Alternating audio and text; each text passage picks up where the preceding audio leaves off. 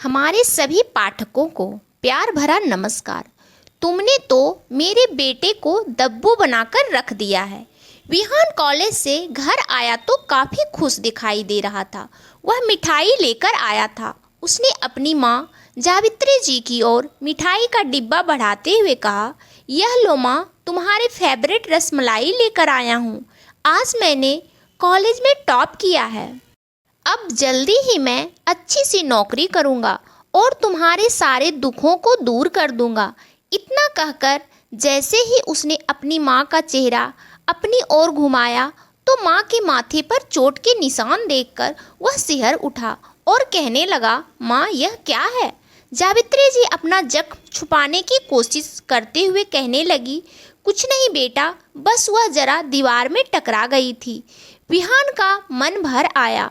वह माँ की हथेली थामकर उसके घुटनों से लिपट गया और कहने लगा, माँ, मेरी माँ इतनी कमज़ोर कैसे हो गई कि आए दिन घर की दीवारों से टकराती रहती है?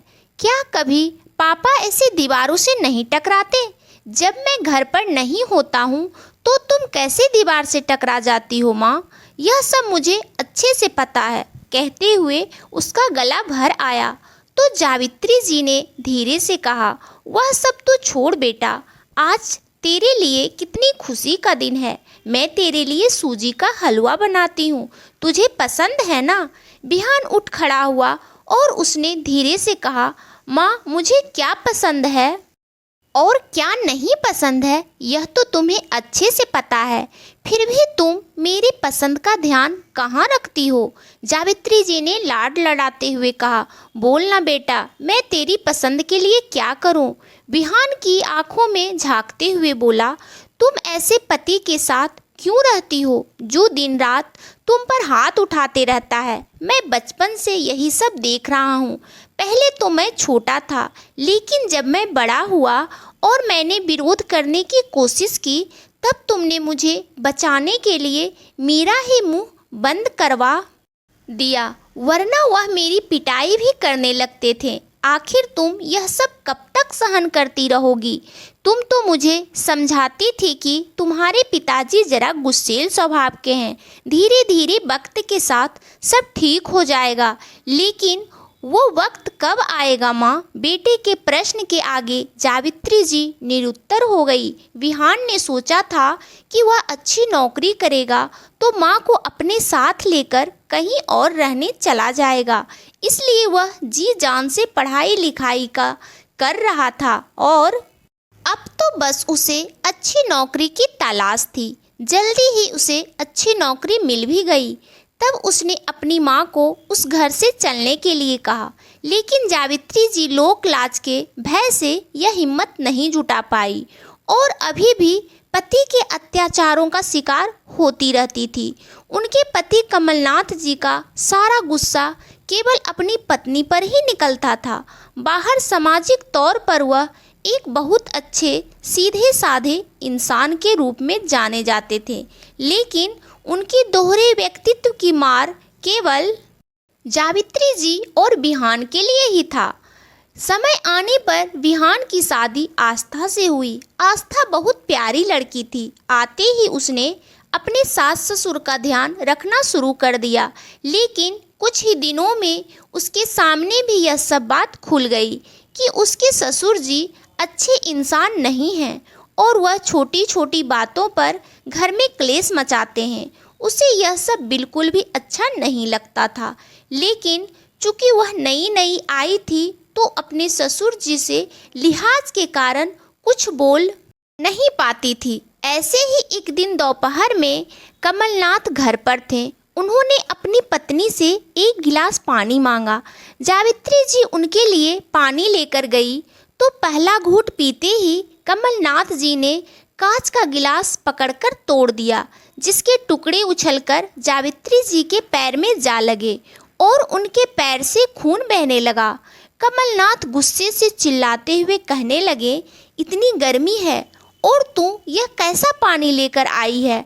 ठंडा पानी लेकर नहीं आ सकती थी क्या? जावित्री जी अपने दर्द को पीते हुए बोली और ठंडा पानी चाहिए था तो आप कह देते, गिलास क्यों तोड़ दिया आपने। कमलनाथ चीखा। अब तू मुझे पलटकर जवाब भी देने लगी तू। अरे जाहिल औरत, इतने सालों में तू इस घर में ऐसी ही तो रहती आई है। वैसे भी औरतों तो घर की नींव होती है ना, इसलिए उसकी किस्मत में तो जमीन में दबना ही होता है। आस्था भी कमरे के बाहर आ चुकी थी। ससुर जी की बात सुनकर वो गुस्से से उबल उठी और तभी चटाक से एक तमाचा जावित्री जी के गाल पर पड़ा। जावित्री जी खुद को संभाल नहीं पाई और वह लुढ़कते हुए फर्श पर गिर गई। उनके पति उनके बाल खींचते हुए बोले, देह में तो जान नहीं है, बस जुबान में ही पता नहीं कहाँ से इतनी ताकत आ गई है। अब तो आस्था से रहा नहीं गया। वह गुस्से में अपसित होकर अपने ससुर जी के सामने जाकर खड़ी हो गई और अपने ससुर जी के हाथों से अपनी सास का बाल छुड़ाकर उन्हें पीछे धकेलते हुए कहने लगी, बस करिए पापा जी, यह कैसी पागलों जैसी हरकतें कर रहे हैं आप। यह आपकी पत्नी है, क्या आपको जरा भी इनकी परवाह नहीं। इनकी तबीयत वैसे ही आजकल ठीक नहीं है और ऊपर से आप इन पर हाथ उठा रहे हैं। कमलनाथ गुर्राया, बहू तुम हम पति पत्नी के मामले से दूर रहो। तुमने तो मेरे बेटे को दब्बू बनाकर रखा हुआ है। अब मुझ पर अपना जोर चलाने की कोशिश मत करना। आस्था की आंखों में खून उतर आया।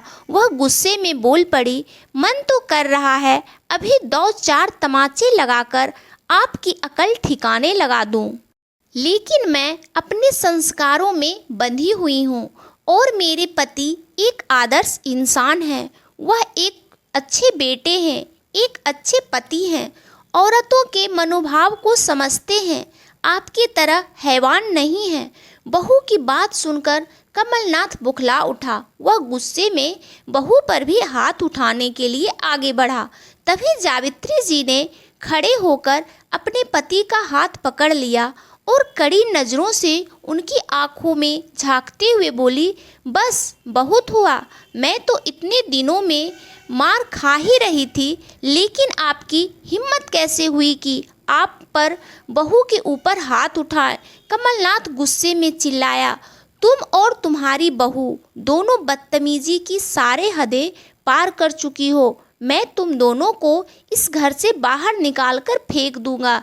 यह मत भूलना कि यह घर मेरा है और मेरा हाथ पकड़ने की तुम्हारी हिम्मत कैसे हुई। इतना कहकर वह अपनी बेल्ट निकालकर अपनी पत्नी पर बेल्ट बरसाने लगे।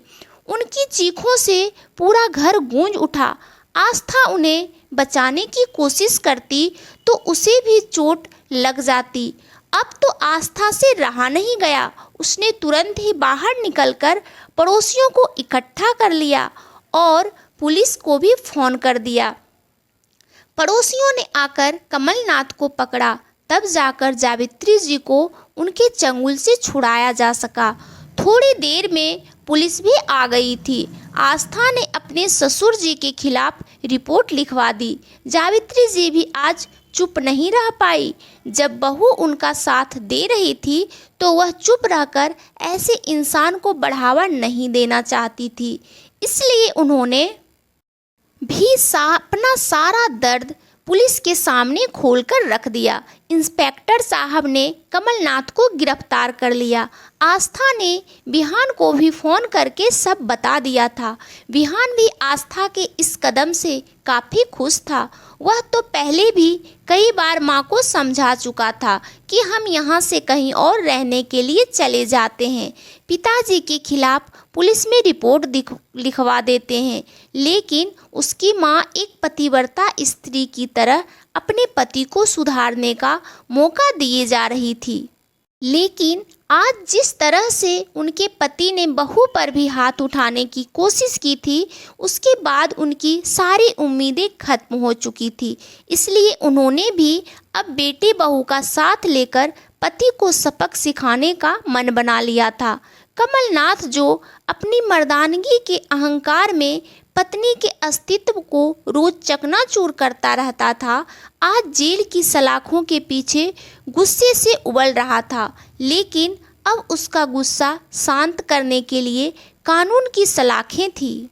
तो दोस्तों, आपको क्या लगता है, क्या आस्था ने अपने ससुर जी के खिलाफ जाकर सही किया था, या उसे भी जावित्री जी के तरह चुप रहकर घर में गलत होते हुए देखना चाहिए था? आप अपने विचार कमेंट करके ज़रूर बताइएगा और आप सब इस कहानी को लाइक और इस चैनल को सब्सक्राइब ज़रूर कर लीजिएगा दोस्तों।